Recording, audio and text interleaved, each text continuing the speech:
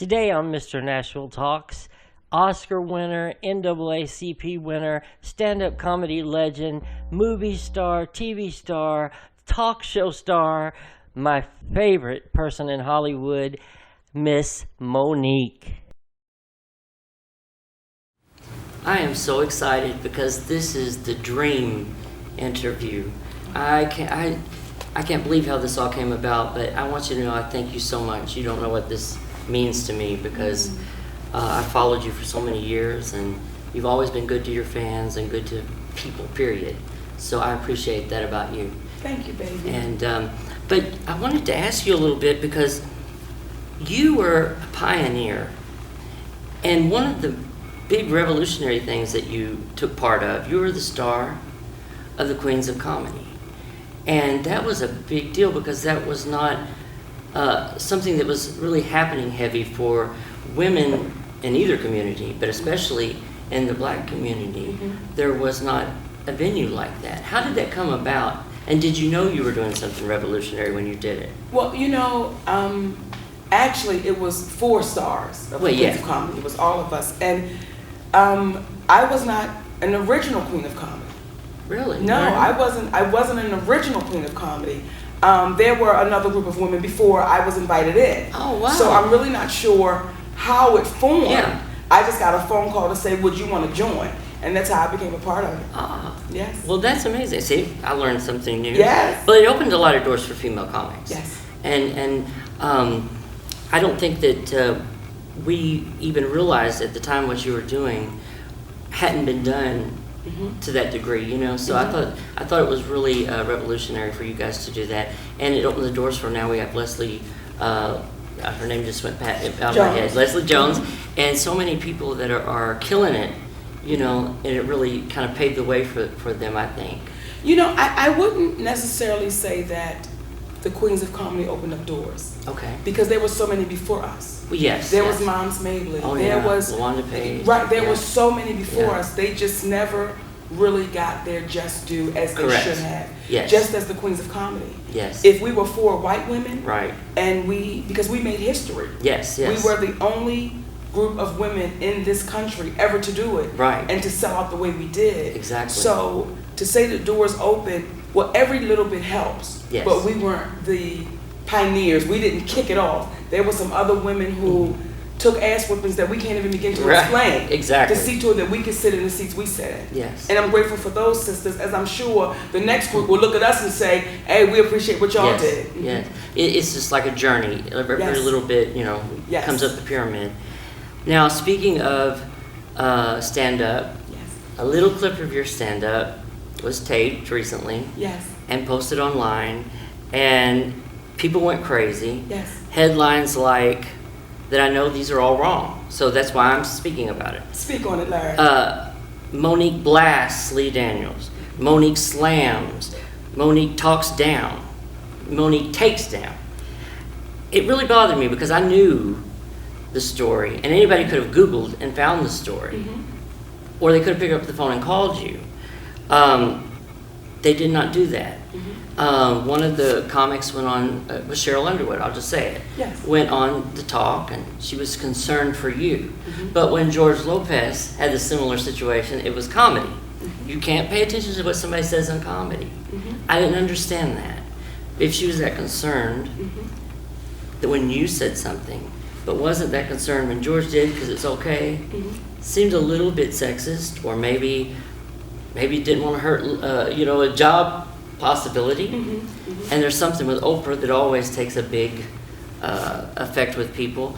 I mean, could you speak on that a little bit about how that situation? Because I know that was hitting you everywhere, right, left, coming from the top, coming from the bottom. You know, it was something that I've been saying. It wasn't something that was new. It just got taped that particular night. Right. And as I've been saying, I'm unapologetic for saying what I said. You should, I am a stand-up comedian. Exactly. And one of the greatest things I'm appreciative of the gift of stand-up is it allows you to have your therapy on those stages. It allows you not to lose your mind, lose yourself, lose your integrity, lose your pride, because you can say what you're feeling right there in those moments. Exactly. So for the people that, for Sheryl Underwood, They said, I'm concerned for my friend. Well, as I said to Sheryl, first of all, we're not friends. Right. So we shouldn't let's not play television because I can't play that way. We are associates. We're comrades in this industry, and I appreciate that. However, because we know that we're comedians, we know we say what we want to say on those stages. Exactly. And to her defense, she did call me. Oh, okay. She called after she heard my response. And when she called, she said, I know you're right. And I know you're telling the truth. Yeah. And then I said, well, then, bitch, why are we here? Exactly. Then why are we here? But I understand people's fear of it's the big machine. Yes. And I can't go against the big machine because if I go against the big machine, this may happen. Yes. Well, for me, if I'm fearful, then I'm already dead. Exactly. And I can't live my life being fearful. So I said, let me speak my truth. Yes. Now, if however you take it, however you feel about it, that's your right to feel. Right. But I'm going to always speak my truth. Exactly. And I don't understand why they, if the shoe was on the other foot, it would be a different story, of course.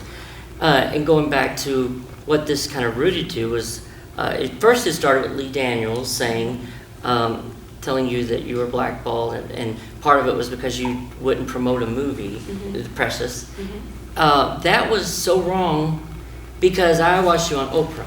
I watched you on Barbara Walters. I watched you on Joe Behar. And you had your own television show. Yes. And you promoted it all the time. You had Sapphire on the show. Yes. You had Lee Daniels on the show. So, was I just imagining this? Don't Larry know his information. Okay, I have to look right in the camera, baby, because he know his information.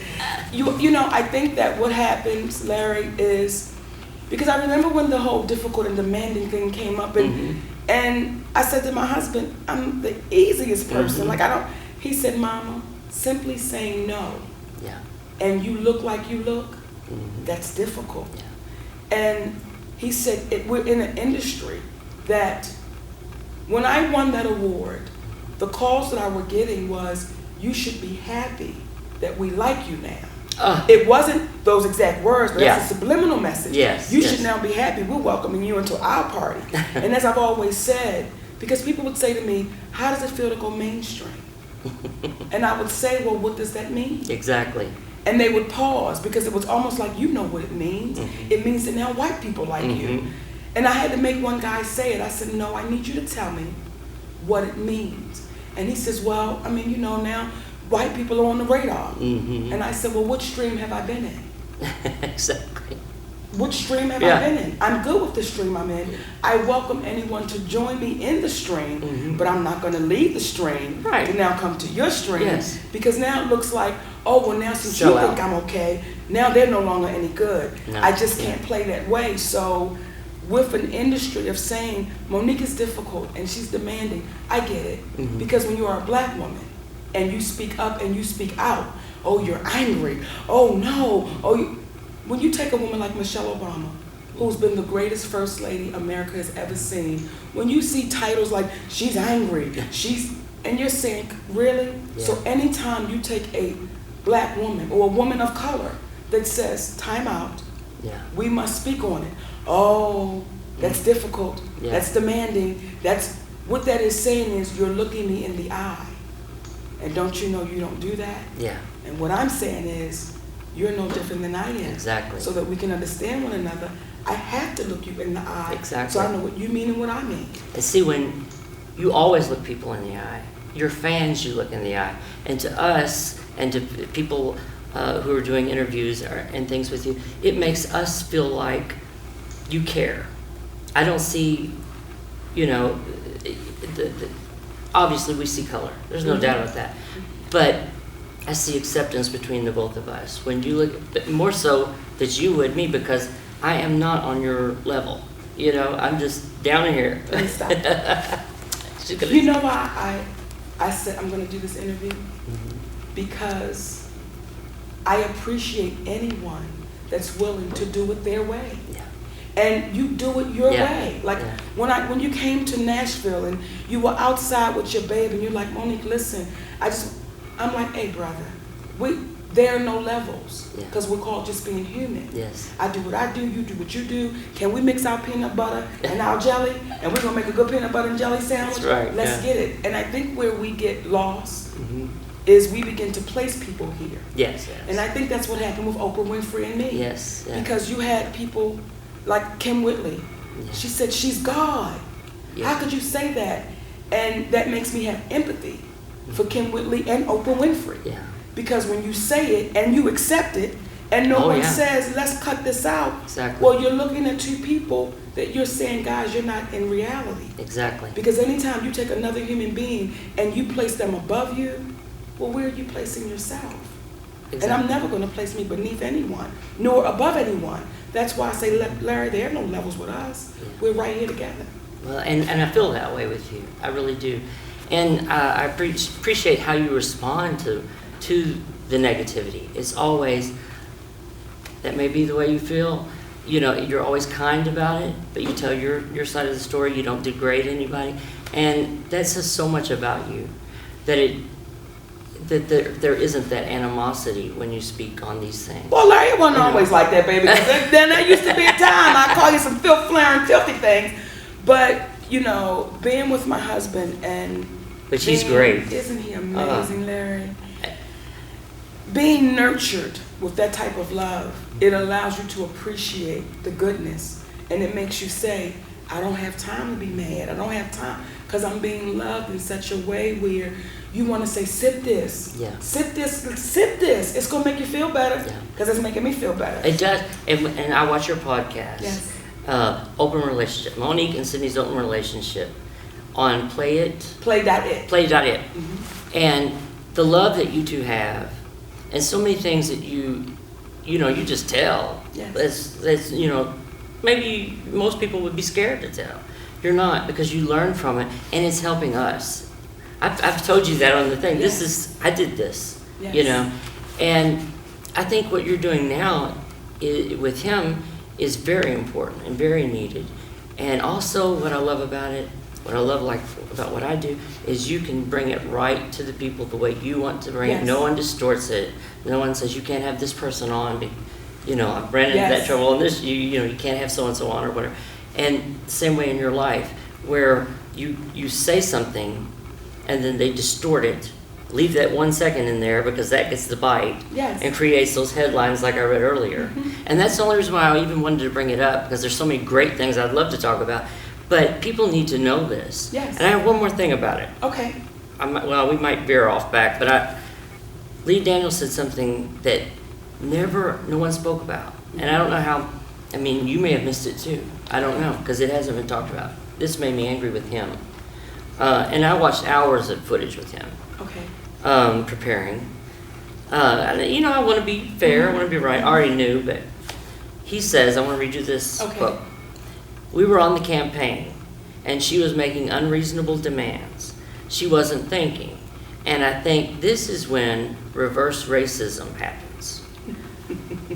Now you're a racist, of all things. Now I'm shocked that didn't make the headlines. That is the most disgusting thing somebody could say, unless it's true, And I was really shocked. If that's his truth, I don't want to make it disgusting. Yeah. And when he says making these demands, what made me and my husband laugh was no one ever said to him, what demands was she making? Right. No one ever said what was the difficulty. Right. The demands that were being made was no demands. Yeah. They were simply asked. Yes. When the studio called us and said, we want Monique to come to Con. Yes. I said, no, thank you. Right. I'm going to spend this time with my family. Right. They called again. What is it going to take to get Monique to come to Con? It's not going to take anything, baby. I'm spending this time with my family. Here comes the third call. We really need Monique to come to Con. What is it going to take? My husband then says, is there a dollar amount attached to what you're asking? And that's not unreasonable at all. Oh my God! No. We never do that. We simply said, nor do we. And that's not true either, that they don't ever do that. But, that's their truth, and, exactly. They're allowed to feel that way. So I understand when Lee was making those, because what he did say while we were talking, he said, you know what, Mama, I what you're saying is absolutely right, but I think you should still do it. And I said, Lee, This is why we stay in the positions we stay in. Because what they bank on is us being too afraid to say, I can't give you me for free. Right. We were freed. Exactly. So I can't give you that for free. Y'all are wanting me to leave my family, fly across the water.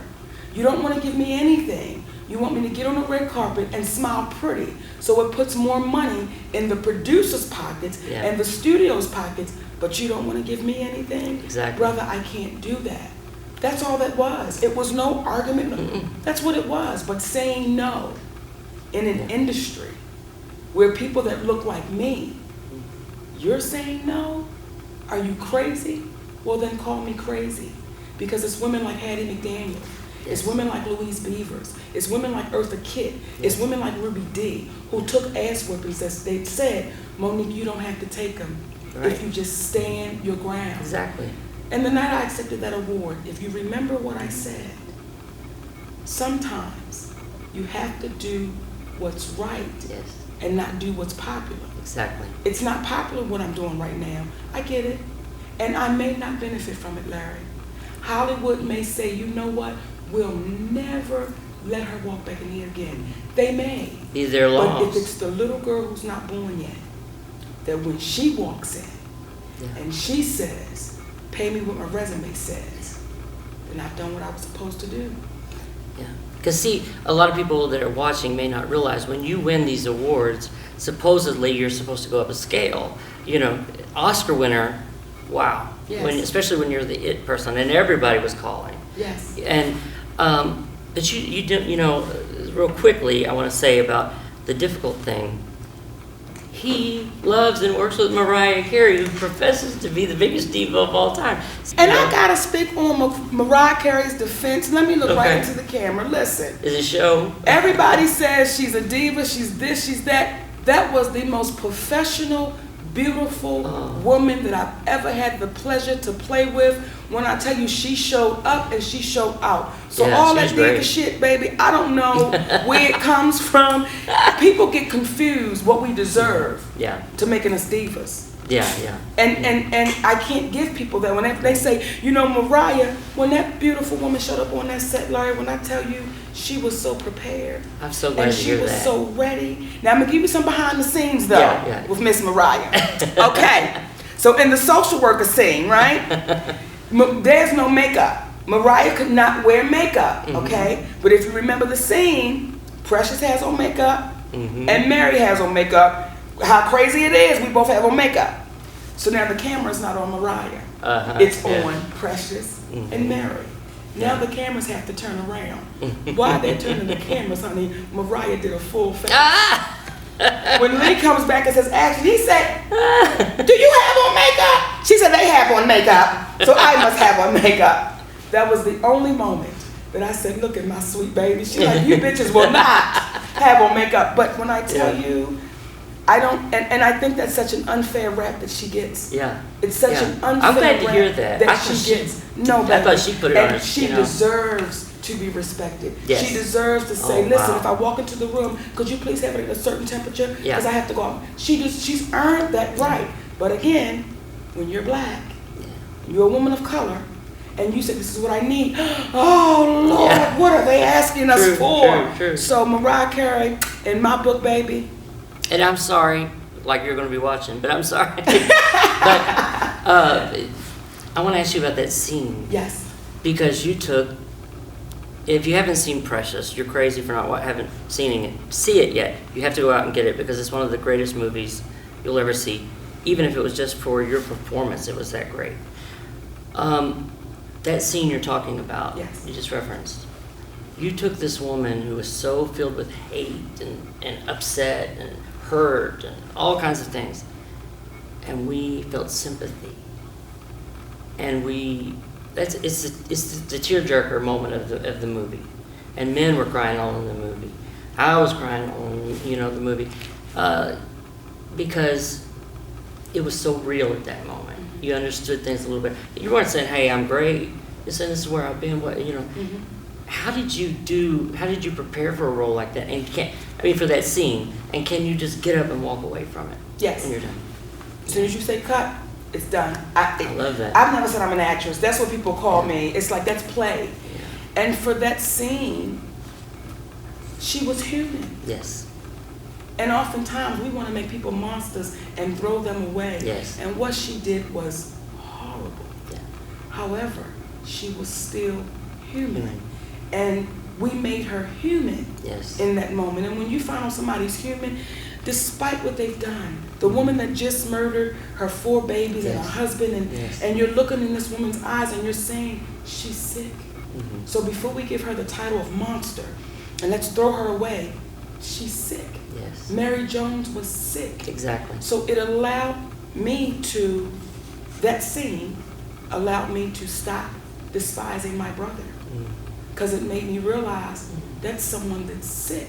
No one wants to intentionally, intentionally hurt you. Yes. Now you might have some crazies, so I can't speak on that 100%. Right. But what I know of that sickness, it's just what it is. It's a sickness. And in that moment, everyone saw that this woman was sick. And I got to tell you, because Mr. Daniels wanted to reshoot that scene. Oh. Because Mariah's emotion was so real and so genuine.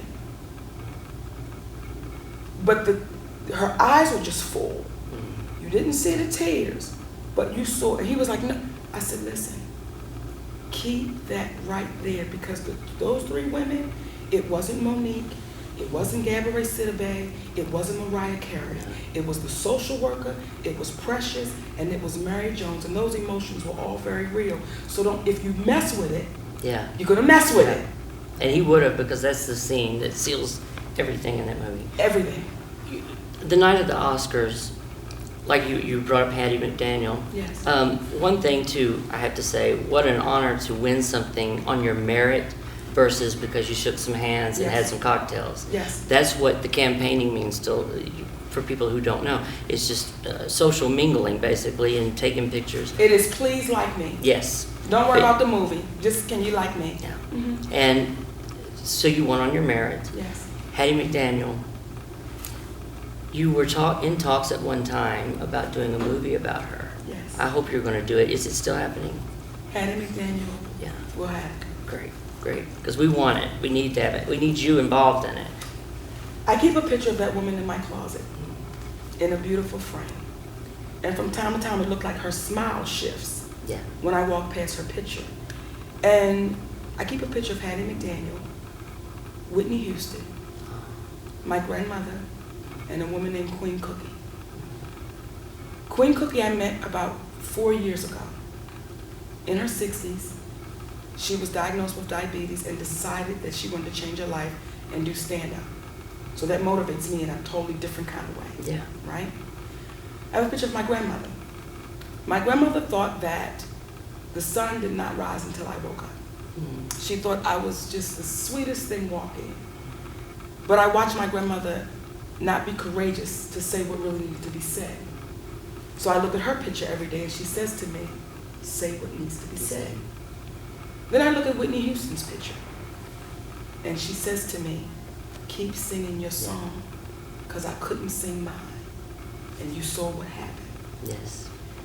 And then I look at Hattie McDaniel and she says, I had all the fights for you, baby. I already did it. So I need you to keep standing. We're not going to let you fall. We got you covered. And I believe that with being surrounded by those 4 amazing women that all have different stories. Yes. But they stand so strong in their positions. And when people really know about Hattie McDaniel, see, the night she won that award, what a lot of people don't know is they had her at a segregated table in the back by the kitchen. And they only brought her up front when they were getting ready to call out that award. People don't know the studio wrote her speech. Oh, I didn't know that. No. I knew about the segregation part. They didn't allow her to say her own words. That's why if you listen to the speech, she says, my heart is too full to tell you what I really feel. So when you know that those things exist and those stories have happened, yes, I say I'm unapologetic for the position I stand in. And I say that to the next woman, black, white, Asian, Italian, right. Be unapologetic for what you know is right. Exactly. Because we're in an industry that will make you look in the mirror and say, I don't know who you are looking back. Because I've made some choices and decisions that go against everything I am. Exactly. But I'm addicted to fame. Yeah. I'm addicted to the money. I'm addicted to whatever that thing is. So, you know, I say to the babies that's coming to Hollywood and wanting to get into this business, hold on to your foundation.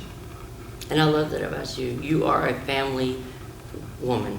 You are a family wife. You are a family mother. And I know that sounds silly the way I'm saying it, mm-hmm. but when you think of your husband, you think of your children. When you think of your children, you think of your husband. Yes. And I think that's what keeps a marriage together. And people need to watch your podcast. They really do. It is amazing. You know, it is the conversations that you cannot have on regular television. Now, do you think you would ever bring it to television or serious? It has to be. I mean, I think it needs to be. I think it will reach more people than... Everything in the universe is time. Yes. Everything the way it's supposed to happen. You know, people ask me when they watch the podcast, why do you call him daddy? I love that. Why do you call your husband daddy? And I get some women that get very offended. Yeah. You know, well, the only reason why you call him daddy is because you didn't have a good relationship with your father. Well, bitch, you right. Mm-hmm. I'm not going to argue with you. You hit it right on the nail. So, you know, but it is, the man I'm married to is the greatest human being I've ever met in my life. And I remember some years ago, Larry, that he saved my life with just having those open and honest conversations, because I'm a tough cookie, baby. Yes. I got that thick skin. I come from that place of whoever make the money make the rules. Mm-hmm. I come from the Oprah Winfrey University of empowerment and independency. Right. You don't need no man, baby. Just get what you... So I come from that place. Yes. And then to have this man say, I'm going to love you even when you're unlovable. And you look... Anybody that can see you sees you're happy. You look beautiful. Thank you, Larry. And I'm going to piece some people off, but I think you're the most beautiful guest I've ever had. Inside and out. Larry, and I've had some great people. Did y'all hear that? So. Did you hear that? Okay. Have you ever met with Dolly Parton? Oh, yeah. She's not been on my show, though. Let me talk to her. Dolly, hey, honey. You're one of my favorites, girl. You two need to work together. Oh, let me tell you something. What you said, and I know they're giving us the finger over here for time, so what you said about the stand you took. She came to Nashville, songwriter, wrote a song, I Will Always Love You. It was a hit for her.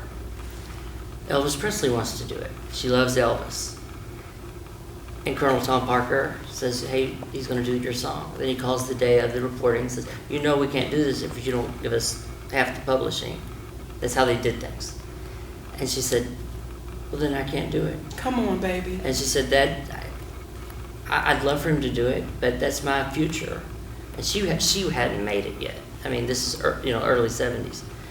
And look what happened with that song. First of all, she's the only woman to go #1 with it twice in country music. And it went in the top 10 several more times with her on other recordings. And then Whitney breaks rock and roll records with the song. Right. And so, I mean, it's amazing. When you just speak your truth, stand your ground. And believe. And the next person that comes along is going to benefit from that. And that's what you're doing. What you did for me today, even, by being here, was a gift. Because, as you said, there are people, though, you want to keep us on an equal playing field, and you do. But there are people that, oh, you're not on NBC, you're not on CBS, or you're not on ABC, or something like that. And so when you get there or whatever, we'll come and be on the show then. Well, then I don't want you then, But I get it to a degree. I don't. Yeah. I'm trying to be nice. And I'll never get that. And No. I'll never buy into it. I treat everybody good. I want everybody, and that's what I see from you. For you to make a trip, I'm going to get in my car with my baby, and I'm going to drive from Kentucky, and I'm going to go to Nashville.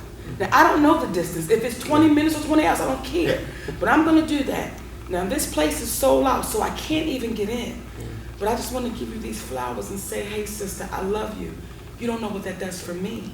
So we're not doing favors for one another. We're blessing people. That's all. Yeah. And each other, and for them that watch, they're blessing us, and it just makes a whole circle. So when you run into people that say, "Oh, you're beneath me," those are the people I have to stay away from. Yeah, me too. Because those are the people that make me say spicy words. Yeah, I got one more thing here. You cannot come and see a queen without a gift, and this is Podunk Nashville gift box. But I want you to open the gift because you don't come to see a queen without a gift. You know what? Only you. Only. Oh, Larry, this is. Oh my goodness. You don't even understand, baby, because I'm into this queen shit. Hold my box. You don't understand. What? Do y'all see that? This is what I'm wearing to the Kentucky Derby next year. Right here, baby. They're not ready for it. I'm going to call the horses next year, Larry. You want to do it with me? Yes, I'll be there. I'm going to have a couple of them mint juleps. That's right. That horse race is going to be different. That's right. Mm-hmm. Now, we need you to come to the Grand Ole Opry sometime. I played the Grand Ole Opry. Oh, you did? Yes, I did. Okay. I don't know. I played the Grand Ole Opry with Loretta Lynn. They don't tell you about that. Yeah. No one told you about that duo. No, right. I'd love to see Dolly, that. I asked you to do it. Okay, but you was feeling a little special about yourself. So me and Loretta Lynn did it. Working 9 to. I know the songs. That's not what Loretta Lynn sings though, does she? No. She Coal sings. Coal mine. I was born to be a coal miner's daughter. You guys a daughter? You ain't ready for that, Dolly? Come on. Thank you for being on the show. Thank you, my I love you. I love you back, brother. Subscribe to our mailing list and you could win a CD or DVD project by today's featured artist. To enter, please go to www.mrnashvilletalks.com and enter your email address. While there, take a look around, browse through our music store, or order one of our Mr. Nashville Talks t-shirts for $20. Our show is totally funded by viewer support. I want to hear from you, so follow our social media via Twitter, Instagram, or like us on our Facebook page.